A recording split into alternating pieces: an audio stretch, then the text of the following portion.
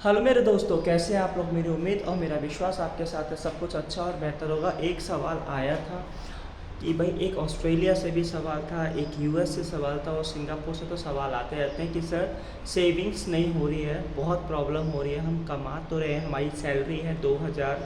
Singapore में mostly जो people काम कर रहे हैं वो 2000 से 3000 के बीच है, लेकिन पैसा नहीं बच रहा है क्योंकि कॉस्टिंग बहुत ज़्यादा है। एक मेरा दोस्त यूएस में काम करता है, उसकी सैलरी 8000 है तो भी उसकी सेविंग नहीं हो रही क्योंकि वहाँ पर रूम रेंट, एक्सपेंसेस, फूड बहुत सारा है। ऑस्ट्रेलिया में मेरे जान पहचान वाले हैं, उनसे वो भी बोलते हैं कि मैं तो हर महीने $2000 भी नहीं बचा पा रहा, बहुत प्रॉब्लम है। क्यों ऐसा है? विदेश में सैलरी हमें ज़्यादा लगती है लेकिन एंड ऑफ द टाइम बचा नहीं पा रहे। तो क्यों नहीं बचा पा रहे, क्या रीज़न है, कैसे हम बचा सकते हैं, आज हम इसके ऊपर पूरा डिस्कस करेंगे।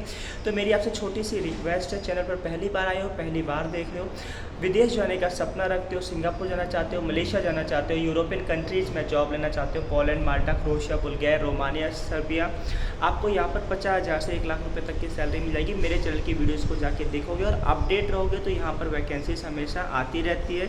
इंटर्नशिप करना चाहते हो, इंडस्ट्रियल ट्रेनिंग करना चाहते हो, समर जॉब्स लेना चाहते हो तो भी आपको J1 वीज़ा यूएस का, न्यूजीलैंड का, ऑस्ट्रेलिया का आपको यहाँ पर मिलेगा। लेकिन ट्राई करना पड़ेगा, जिस कंट्री के लिए आप अप्लाई कर रहे हो उस कंट्री की रिक्वायरमेंट आपको फुलफिल करनी पड़ेगी। जैसे यूएस जा रहे हो, ऑस्ट्रेलिया जा रहे हो तो भाई यहाँ पर IELTS वगैरह का स्कोर देखना पड़ेगा, ट्रेनिंग वीज़ा में नहीं है।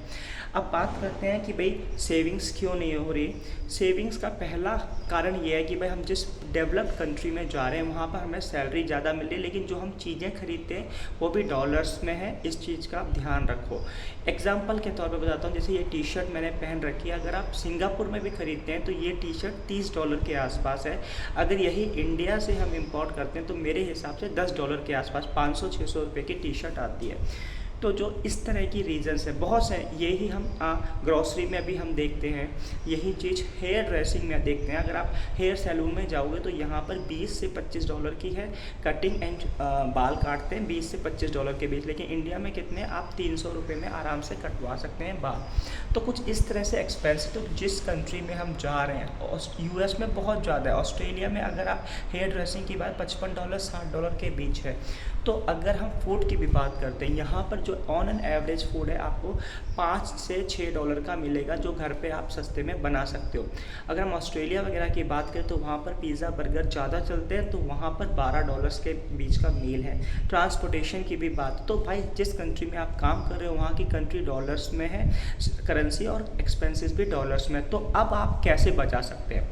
तो भाई कोई अगर आपके जान पहचान वाला इंडिया से आ रहा है तो वहाँ से इंपोर्ट करा लो कपड़े वगैरह, ठीक है। दूसरा, आप कुछ मेडिसिन वगैरह इंपोर्ट करा लो। और आप इंडिया जा रहे हो, इंडिया से वापस आ रहे हो तो कुछ ऐसी चीज़ें खरीद के लाओ, लगे खाना की ग्रोसरी, मसाले वगैरह हैं जो आप आराम से सस्ते में आप गुजर सकते हो।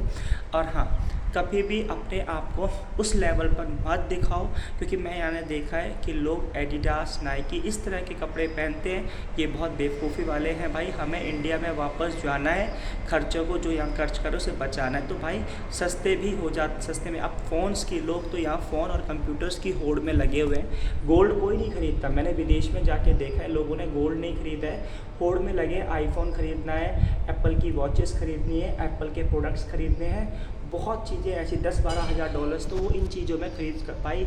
अगर आप एक काम की हैं तो खरीदो, वरना दिखावे से कोई फ़ायदा नहीं है।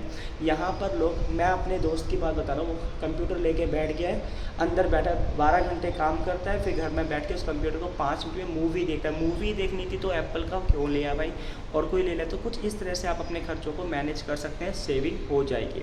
दूसरी बात, जब आप सेविंग कर रहे हैं तो उस सेविंग्स को, एग्जांपल के तौर पे आपने हर महीने $1500 बचा रहे हो तो उसको इन्वेस्ट करना सीखो यार, ये अपनी अपनी स्किल है। अगर आप चाहते हो उसके ऊपर वीडियो मैं बना दूंगा। आई होप सो वीडियो अच्छी लगी होगी। वीडियो अच्छी लगी like subscribe. Thank you for watching this video.